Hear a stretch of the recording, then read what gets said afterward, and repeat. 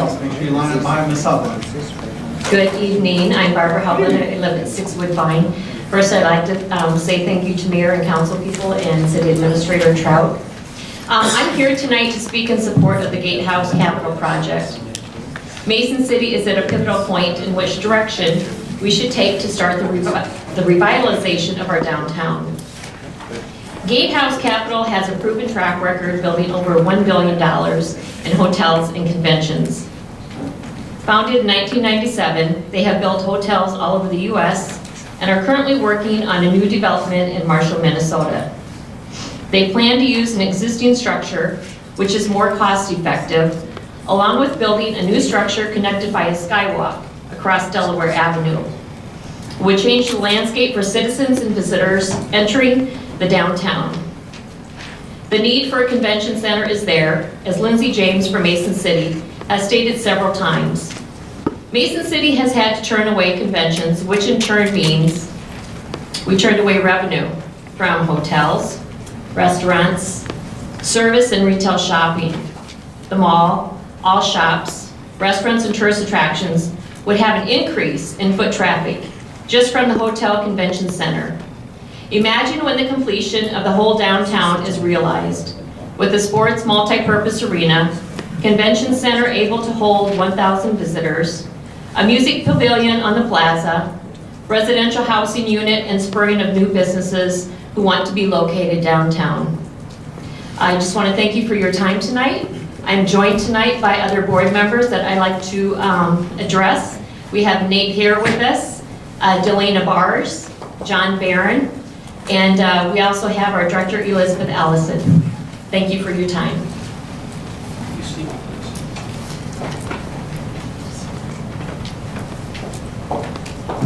Good evening. Good evening, Mr. Mayor. Good evening, Council. I'm Colleen Devine. I am the Executive Director of Main Street Mason City, otherwise known as the Downtown Association. I just want to take a minute to convey our organization's support for the Gatehouse project as opposed to the GA project. They both seem like good plans, and of course, we'll support whatever you do, but for the downtown, the Gatehouse project seems to be the one that works better for us. For example, we need to scale back the Friday Night Lives and some other things. So just to convey our support for the Gatehouse project. Thank you very much. Thank you, Mr. Manager. Hi, Good evening. Good evening. My name is Brad Barber with Cabot Coffee Company. I think it's very important that we approve this Gatehouse.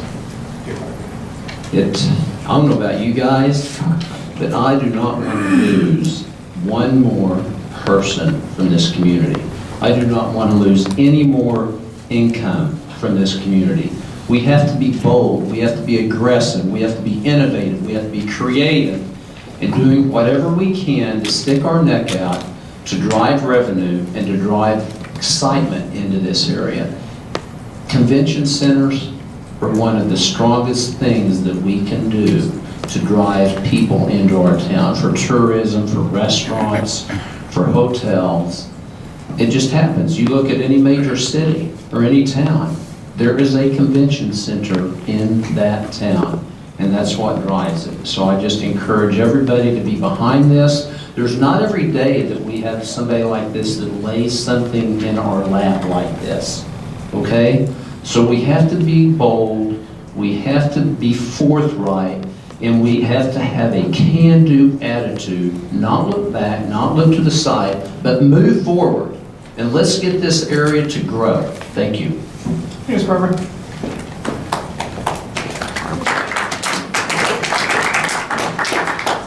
Good evening. Good evening.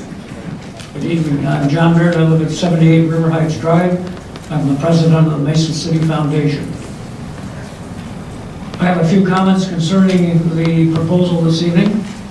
And as individuals come to Mason City, they often see signage directing them to areas designated within the cultural crescent, which include the library, the historic park and hotel, the Stockman House, the McKnight Art Museum, and the Music Man Square, all basically in the center of town. Tonight I'm asking the council to enhance the entire area with your affirmative vote for the hotel Convention Museum project proposed by the Gateway Capital Group. Development and completion of this project would likely stimulate vitalization of neighboring areas and enhance tourism to the sites previously cited and to others in the region. In brief, Mason City would become more of a destination city rather than a pass-through city, because we would have a much larger venue for events and rooms that we do not have. Gateway Capital has provided significant evidence that they have the financial resources and a proven record of completing hotel convention projects and have projects currently under construction. Gatehouse has projects of varying sizes in cities larger than Mason City, about the size of Mason City, and in cities smaller than Mason City.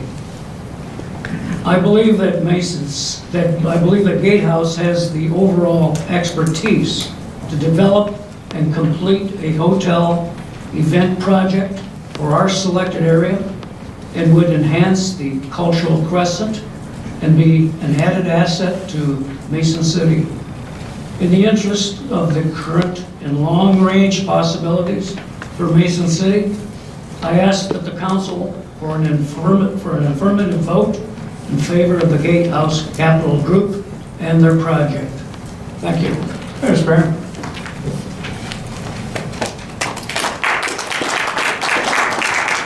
Good evening. Good evening. My name is Luisa Montiavo, and I live at 1020 16th Street Northeast. And I would like to urge you to vote for Gatehouse because Mason City is on a precipice. We can either move forward into progress or we can continue to turn things down and look the other way, and this town can continue to die. Don't let the negativity of a few people on Facebook or the Globe Gazette comments to stop progress. The majority of the people in here want something more, we want something great, and this is our opportunity. It fulfills more needs than the G8. We can save Music Man Square, which is losing money hand over fist. And we can bring more people, we have more space. I mean, it's a no-brainer. I understand that there's some hurdles, but we can overcome them if we get together and as a community support this vision, which is by far has the most opportunity for Mason City. So please don't let the naysayers sway your vote because we are behind you. Thank you. Good job. Thank you. Mr. Raj, good evening. Good evening. Say, normally I would... Do you want talk- to say your name? Oh, David Rocci with Gatehouse Capital. Good evening, go for it. Usually I would talk about how great Gatehouse is, but I really actually wanted to come up. And first of all, thank the council and the mayor. I know, they don't know how much time you guys spent on this in the last week. It was a lot of work, and I know it was, and I really appreciate it. And even more so, Mr. Trout here had to put up with me a lot longer and really did a yeoman's job working with us, getting us excited about the opportunity. But more than that, I will tell you, I came in last week and spent 2 hours in front of about 200 of the citizens here, and I'm truly humbled. I really will tell you, the support for this has been phenomenal, and I really, on a personal level, appreciate it. I heard a lot from people that they really liked the Gatehouse plan. The truth is, this really came out of working with Visit Mason City, the Downtown Council, Mason City Foundation, the Chamber of Commerce, the North Central Iowa EDC, and it really was something that came out of the citizenry. And one of the things that we pledged in that night of 2 hours of answering questions is we would always be open, and we will. In the last article, gave out my email address in case anybody wanted to contact me. My wife thought I was crazy, but I did it. And I will tell you, I was really blown away. Some of these letters are like 2 or 3 pages long. People really have thought about this. And the overarching theme that I got from that is people are excited about this project, but they want to give their input. So if you did go ahead and choose us tonight, which we would be honored, I would pledge that within a week or so, Barb will put together another opportunity for the community to come out and tell us what they would like to see in the project. I've gotten input from the council. It's different than what we've proposed, but we're open to what the community wants to do. And ultimately, this is a partnership between Gatehouse and the city of Mason. And what would happen in the process going forward really is we would lay out all the opportunities and come back to the council and say, what would you like to see? Here are the different ways you can go. Here are the viable ones. Here are the non-viable ones. And really let the council really form the final, the essence of what that project will be. So again, I want to thank not only the council, the mayor, Mr. Trout, you put a lot of work in, and the community. You've been really very welcoming. It's been pretty incredible. So thank you very much.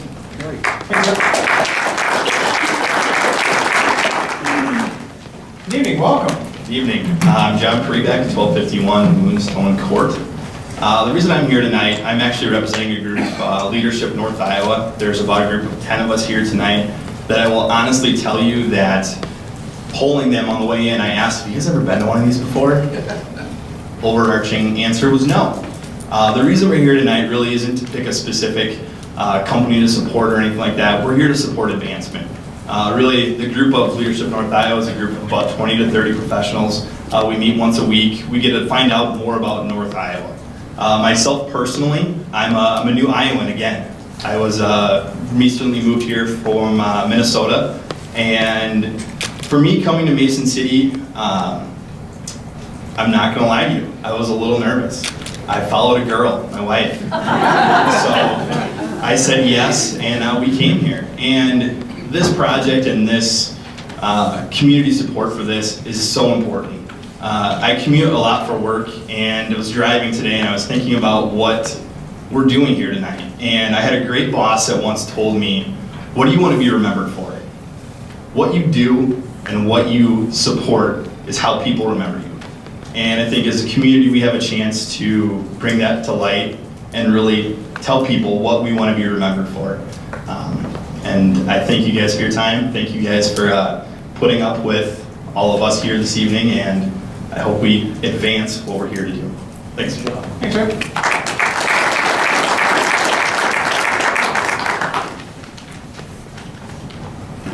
Anybody else? Going once?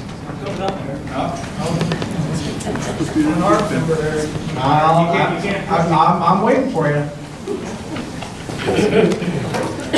Mr. Weaver, good evening. Thanks a lot, Councilman. Max Weaver, 317 20th Southeast. I talked to three of you last week. I talked to some of the heads of states in the community, the different groups that are here tonight. I talked to them. I reached out to them is what I did. And I feel like I got socked in the mouth. This was sold tonight to be citizens' input to pick out which one we like, so you could hear from us. You haven't done so well in the last few months of listening to us. And that's what I mean, 5 weeks to understand the taxation, 24 hours for yourselves to understand, and the recommendation from Rick Trout was to go with G8, the meeting Wednesday night. And then, of course, one council member put an article in the paper that he kind of liked Gatehouse, but it wasn't, it couldn't happen. And then 2 days later, he's for it. So I guess I'm really confused. And I'm a guy who's been coming to this room and the other rooms and the listening posts for decades and very involved, sat at the table for 12 years. And I do have something to say. When somebody mentions here tonight that this is gonna downtown redevelopment, well, we've been redeveloping our community downtown since 1985. And I'd say we have somewhere around $75 million sitting down there. How's that working for us? There's a word I want to say, 2 words, right size.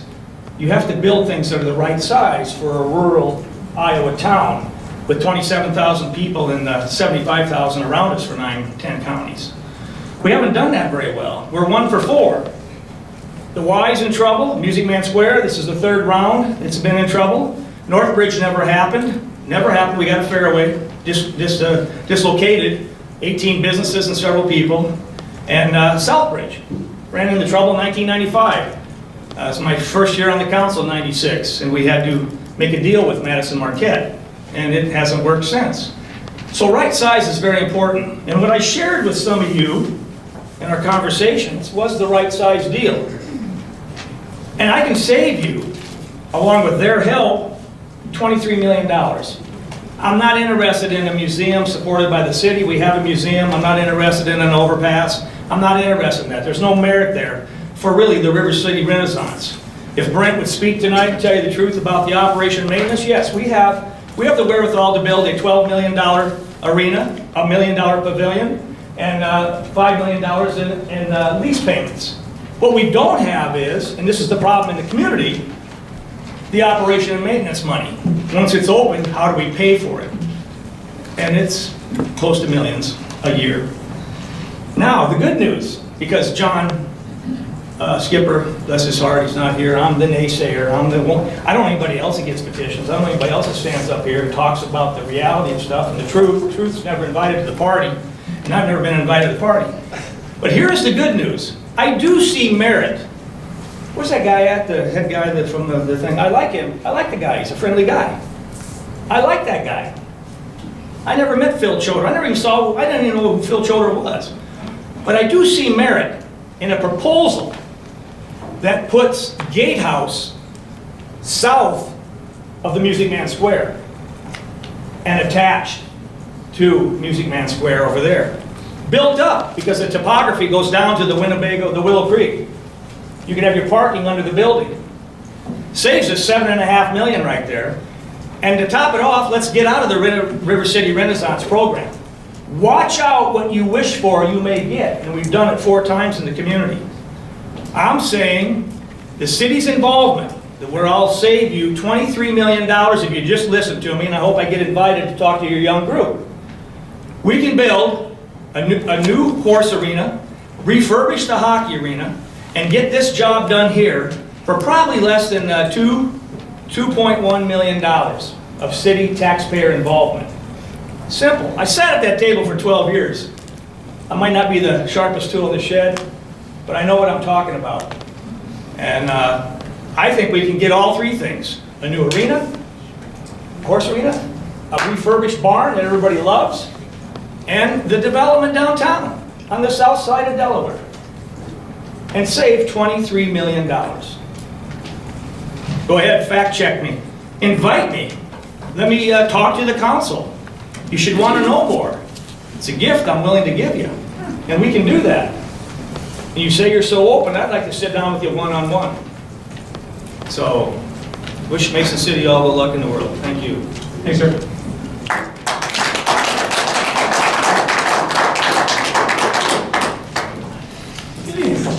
Hello, Lindsay James with Visit Mason City. I was going to let all of the others speak tonight about the wonderful things that the Gatehouse Capital proposal would bring to the community as far as convention space, but right size. I think it's important that I reiterate once again to you that since 2014, Mason City has been without a full-service convention center. The Clarion Inn used to have capacity for 450. Currently, we have, our max is 350 at Music Man Square. The Gatehouse Capital proposal gives us full-service convention center space again, and it is the right size. 650 plus in the proposed ballroom and total capacity of 1,000. There's great opportunity there to regain the business that we've lost, attract new business, and grow. So I appreciate your consideration and keeping this project moving forward. Thank you. Thank you, James. If there's anybody else, make sure you line up there. Good evening.